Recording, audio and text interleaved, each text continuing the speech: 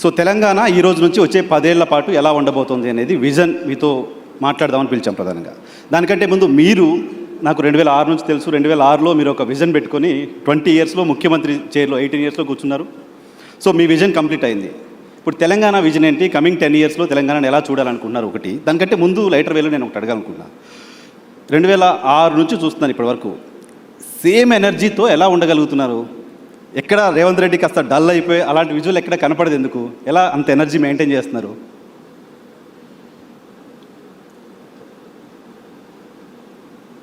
మనకున్న లక్ష్యం, మన ఆలోచన, మనం తీసుకుంటున్న నిర్ణయాలలో స్పష్టత ఉంటే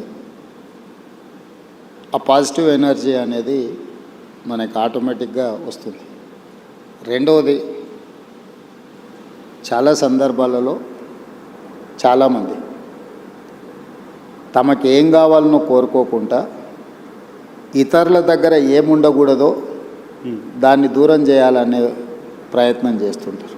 ఓకే, అది జరగకపోవడం వల్ల అసహనము, అసంతృప్తి అవి మనిషిని కుంగదీస్తాయి.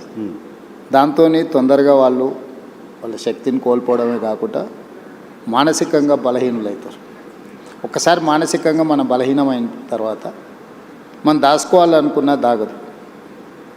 దాంతో ఏమవుతారంటే చాలామంది అధికారంలో ఉన్నప్పుడు ఒకలాగా, అధికారంలో లేనప్పుడు ఇంకొకలాగా, లేకపోతే అనుకూలిస్తే ఒకలాగా, గెలిస్తే ఉప్పొంగిపోవడం, ఓడితే కుంగిపోవడం, ఇట్లాంటి రకరకాల సమస్యలతో కొట్టుమిట్టారు. So clarity of thought first, ప్రణాళిక దానికి తగ్గట్టుగా. ఓకే, సో ఆలోచన అలా క్లారిటీగా ఉండొచ్చు. కానీ మీపైన జరిగిన అటాక్స్ నాకు గుర్తుంది. 2009లో మీరు మొదటిసారి ఎమ్మెల్యేగా పోటీ చేసినప్పుడు గన్తో ఫైర్ చేశారు మీ పైన.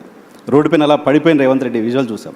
ఆ తర్వాత కేసులు, కొట్లాట్లు, అరెస్టులు, జైళ్ళు ఇవన్నీ కూడా చూసాయి కదా. క్లారిటీ ఆఫ్ థాట్ ఓకే, ఇవన్నీ ఎక్కడ ఆపలేదా? ఇవన్నీ ఎక్కడ బౌన్స్ బ్యాక్ అయ్యేలా మళ్ళీ వెనక్కి తగ్గేలా చేయలేదా?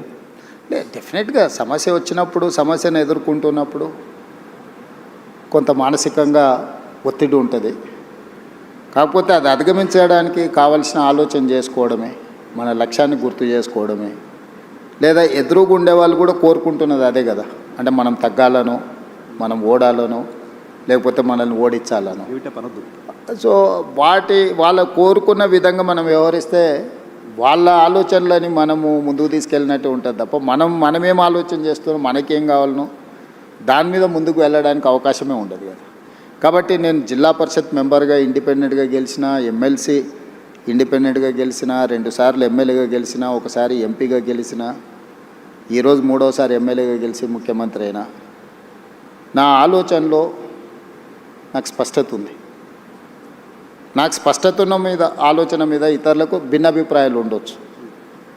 రాజకీయాలలో నేను ఎప్పుడూ 100% ప్రజలను ఒప్పించాలనో, 100% మార్కులు సాధించాలను నేను ఎప్పుడూ లక్ష్యం చేయను. నా లెక్క పాలిటిక్స్లో 51% ఈజ్ 100%, 49% ఈజ్ 0. నువ్వు గెలవాలంటే 51% చాలు నీకు రాజకీయాలలో. ఈ గేమ్లో ఉన్న రూలే అది. 51%, 61 సీటు వస్తే నువ్వు ప్రభుత్వాన్ని ఏర్పాటు చేస్తావు. 59 సీట్లు వస్తే ఇంటి దగ్గర కూర్చుంటావు. సో 59కి 61కున్న తేడా 2. సో ఇక్కడ మనము 100% ప్రజల్ని మెప్పించాలను, లేదా 100% ప్రజలు మనం చెప్పినట్టే వినాలను మనం కోరుకుంటే మనకు తప్పకుండా డిస్సాటిస్ఫాక్షన్ అనేది మనల్ని చేస్తూనే ఉంటుంది. సో మనం 51% ప్రజలను ఒప్పించడానికి, 51% ప్రజలు మెచ్చే విధంగా పరిపాలన అందిస్తే sometimes that may be 60, that may be 70, 75, 60% first క్లాస్లో పాస్ అయినట్టు, 75% డిస్టింక్షన్ వచ్చినట్టు. ఓకే, ఎట్ ద మ్యాక్స్ నువ్వు పెట్టుకోవాల్సిన ఎఫర్ట్స్ కానీ, లక్ష్యం కానీ 60% నుంచి 75% మధ్యలో నీ నిర్ణయాలను ప్రజలు ఆమోదిస్తే that is the biggest victory.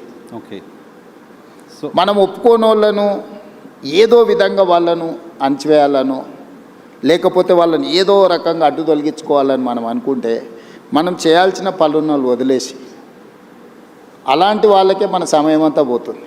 So okay, మన ఎనర్జీ అనేది, మన ఆలోచన అనేది మనకేం కావాలనే లక్ష్యం కోసం ఉపయోగించినప్పుడు తప్పకుండా దాని ఫలితాలు వేరే రకంగా ఉంటాయి.